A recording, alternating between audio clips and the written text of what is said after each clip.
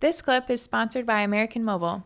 If you're a nurse interested in traveling, visit americanmobile.com to get started. She said, you can't Yeah. build walls big enough to prevent the pain from coming in, which was interesting because then she Yeah. kind of led in to talk about how love and companionship is absolutely necessary to be able to overcome this trauma, and how Yeah. walls may be an unhealthy way of, sectioning yourself off. And you need to, that's not necessarily going to, your pain is still going to get to you.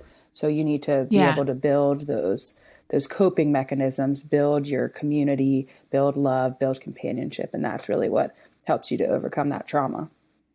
Yeah. Yeah. I actually just thought about, I wasn't going to say this in this podcast, but that made me think of, in my experience, so I had a miscarriage before I had Valerie. And I remember feeling like the next time around that I was pregnant, I was like, I'm not going to tell anybody about this I'm not going to, allow myself to like bond with this experience until I know for sure that, this is happening.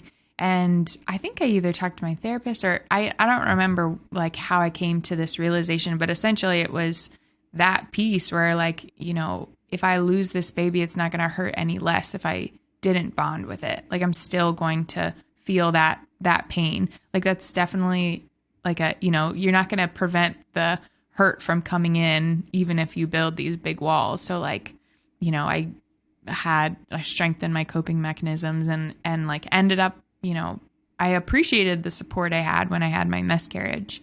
So it was like, why like cut those people out? Like you need, to rely on those people. So I'm glad that you wrote that down because I didn't remember that. Yeah. When she said it, it really stuck, because I was Yeah. like, that makes a lot of sense. And like your story is a perfect example. And like, thank you for sharing that. I know that can be hard.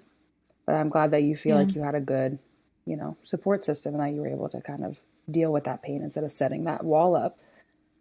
Yeah.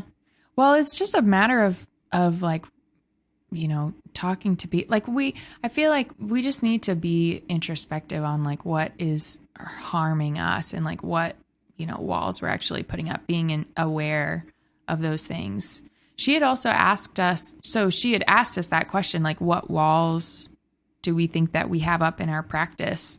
And so the story I was going to share, I think when we kind of like broke into small groups in that, with that prompt, and I had said that, a wall that I put up in my practice, I don't do this so much anymore, but I would never allow myself to be anything but like this professional facade to my patients. Like I am there to work. I am there to take care of these people. My needs are irrelevant to these people because I am their nurse. Like this is my role. I was like a robot. I wouldn't let them see, pieces of me because like for some reason I felt like the parts of me that are personal, like I would have nothing left from just myself if I was giving so much already emotionally, physically, my time, my energy to these people. And I felt like if I gave them any pieces of myself, like it would be too much.